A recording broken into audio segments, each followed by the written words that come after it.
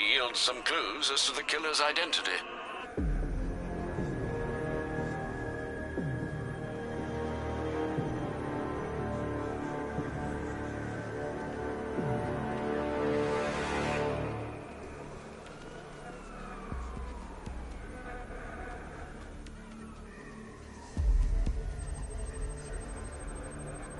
I've seen that pattern of scar tissue before.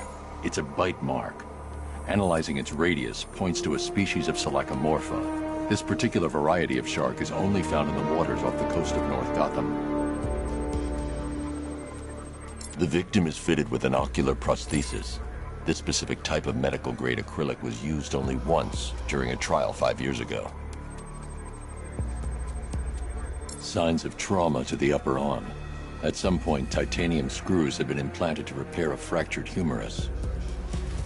Alfred, the victim's name is Lisa Mendez. She had quite a troubled upbringing, sir. Orphaned age 9, foster homes, drug abuse. She developed a talent for surfing, hence the shark attack. Tragically, it's also how she lost her boyfriend. She was working for a Christian charity in Tucson, Arizona, when she went missing. Have you found anything linking the victims? I can find no personal or professional links between the victims, but they each went missing near state parks or playing fields. Try and find anything. Of course, sir. I'll look into it.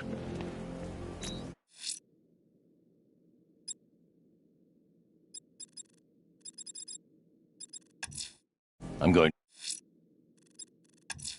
The citywide scan has picked up one of the militia APCs. I am relaying its location to you now, sir.